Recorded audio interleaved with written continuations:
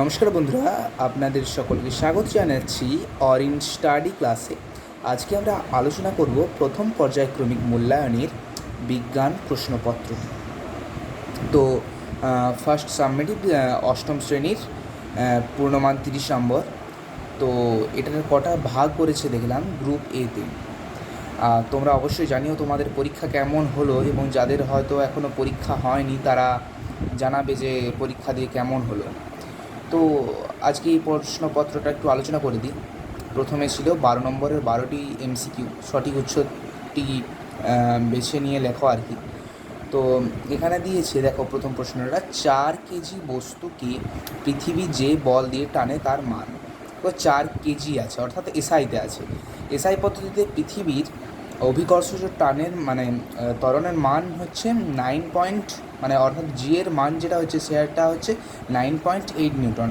তাহলে 9×4 = 36। দেখো এটা ডি এ, এই দুটো ইকুয়াল আছে, ডি নিশ্চয়ই হবে না, তাহলে হলো 39.2 নিউটন। 2 নম্বর কোশ্চেনটা কী বলেছে দেখো, স্বাভাবিক অবস্থায় বায়ু যে চাপ দেয় তার মান জলস্তম্ভের যে উচ্চতার সমান তা হচ্ছে 10.3 মিটার। তারপরের প্রশ্নটা বলেছে দেখো, তড়িৎ আধান পরিমাপের একক অবশ্যই কুলম্ব।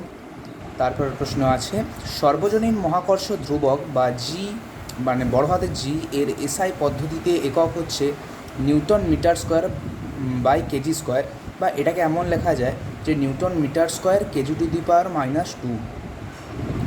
তারপরে দেখো বলেছে, সাধারণ অবস্থায় তরল পারদকে কঠিন অবস্থায় আনা যায় -38.8 ডিগ্রি সেলসিয়াস তাপমাত্রায়। তারপরের প্রশ্নটা বলেছে দেখো, বড় বড় ঘণ্টা তৈরিতে ব্যবহৃত সংকর ধাতুর উপাদান, এখানে কিউপ্রাম মানে কপার প্লাস স্যাঙ্ক অর্থাৎ টিন মানে তামা ও টিনের মিশ্রণে বড় বড় ঘড়ির ঘণ্টা তৈরি হয়। তারপরে বলেছে, সোডিয়াম সালফাইটের সংকেত অবশ্যই এটা হবে Na2SO3। তারপরে বলেছে দেখো, আস এবং ইক এই দুই ধরনের যৌগ যে যৌগ গঠন করে অবশ্যই এসের মানে স্যাঙ্ক অর্থাৎ স্ট্যানাস এবং স্ট্যানিক। তারপর বলেছে, জীবনের ভৌত ভিত্তি হলো সাইটোপ্লাজম, মাইটোকন্ড্রিয়া, প্রোটোপ্লাজম না ভ্যাকুওল, অবশ্যই প্রোটোপ্লাজম। মাইটোকন্ড্রিয়া অঙ্গাণুর কৃষ্টি গঠন করে অন্তঃপর্দা। অন্তঃপর্দাটি যখন অন্তঃপ্রকোষ্ঠের দিকে ভাঁজ হয়ে যায় তখন সেখানে আঙুলের মতো কিছু প্রবর্ধকের সৃষ্টি করে, সেটা হচ্ছে কৃষ্টি। মানুষের দেহে উপস্থিত দৈর্ঘ্যে সবচেয়ে বড় কোষ হলো স্নায়ুকোষ। চলো এর পরের পেজে যাওয়া যাক। এক সেকেন্ডে এদিকটা একটু চাপা দিয়ে নিই। আর পরের পেজে চলে এসেছি। এখানে বলেছে, শক্তি বা এটিপি সংশ্লেষকারী কোষীয় অঙ্গাণুটি হলো অবশ্যই মাইটোকন্ড্রিয়া। তারপর গ্রুপ বিতে বলেছে, এখানে 1 নম্বরে 6টি কোশ্চেন দিয়েছে। বলেছে 20 কেজি জলে 0.5 বর্গমিটার ক্ষেত্রফলের ওপর কী পরিমাণ চাপ সৃষ্টি করবে। এটা দেখো সূত্রটা আমি লিখে দিয়েছি যে প্রেসার = ফোর্স বাই এরিয়া। অঙ্কটা তোমরা করে নেবে। তারপর বলেছে দেখো, দুটি বস্তুর মধ্যে ক্রিয়াশীল মহাকর্ষ বল বস্তুটির মধ্যেকার দূরত্বের সাথে কিভাবে পরিবর্তন হয়। এখানেও আমি এর সূত্রটা লিখে দিয়েছি। এটা যদি জি না লেখো তাহলে লিখবে F প্রপোর্শনাল m1m2/d²। এটা সূত্রটা।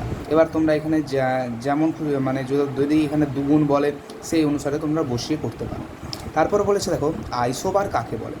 ভর সংখ্যা একই কিন্তু প্রোটন সংখ্যা আলাদা। বিভিন্ন পরমাণুর যদি ভর সংখ্যা একই হয় কিন্তু প্রোটন সংখ্যা আলাদা হয়, সেই ক্ষেত্রে তাদেরকে পরস্পরের আইসোবার বলা হয়। একটি উজ্জ্বল অধাতুর নাম অবশ্যই হীরে।